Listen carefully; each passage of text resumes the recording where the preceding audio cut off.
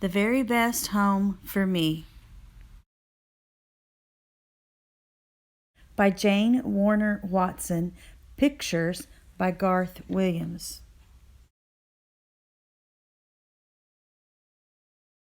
Once upon a time, in a small house deep in the woods, lived a lively family of animals.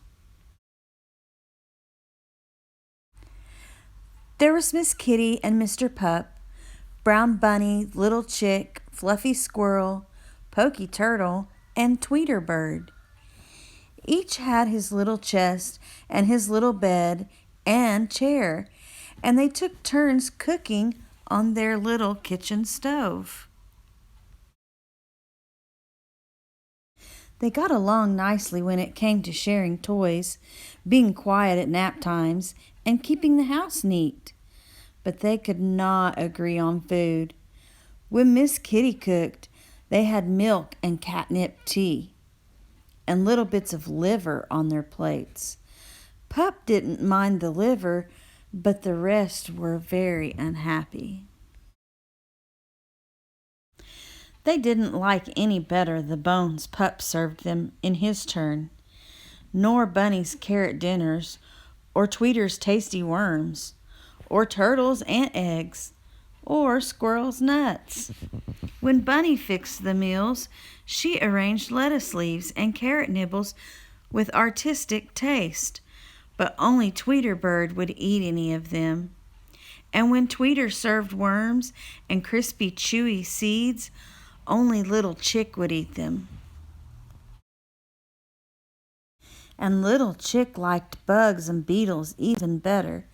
Pokey Turtle would nibble at them, but what he really hungered for were tasty ants' eggs. Fluffy Squirrel wanted nuts and nuts and nuts. Without his sharp teeth and his firm paws, the others could not get a nibble from a nut, so they all went hungry when Fluffy got the meals. Finally, they all knew something must be done. They gathered around the fire one cool and cozy evening and talked things over. "The home for me," said Mr. Pup, "is a place where I can have bones and meat every day." "I want milk and liver instead of bugs and seeds," said Miss Kitty. "Nuts for me," said Squirrel. "Oh, eggs," yawned Turtle. "Crispy lettuce," whispered Bunny. "A stalk of seeds," dreamed Bird, "and some worms make a home for me." "New homes are what we need," said Mr. Pup, and everyone agreed.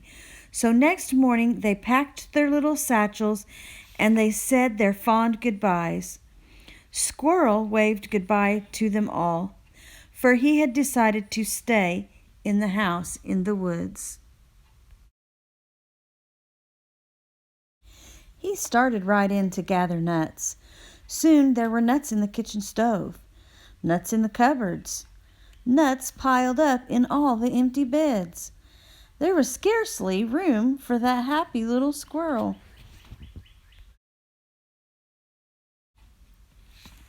The others hopped along till they came to a garden with rows and rows of tasty growing things.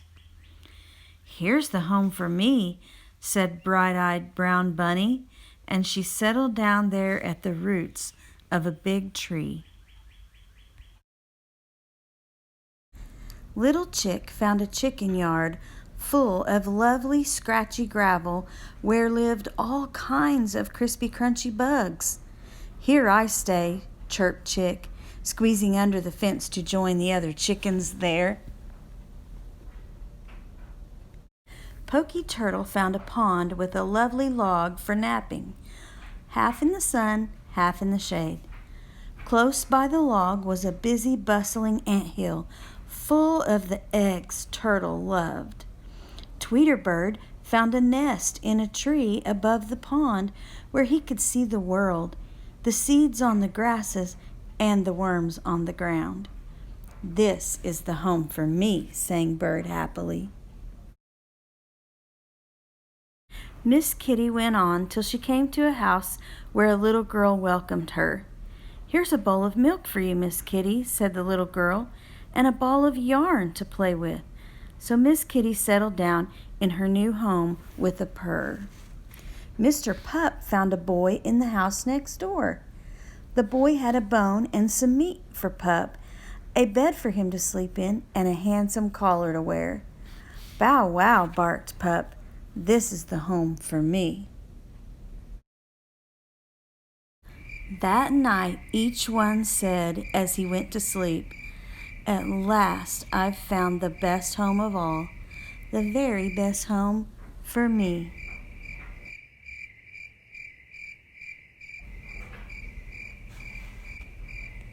Good night. The very best home for me.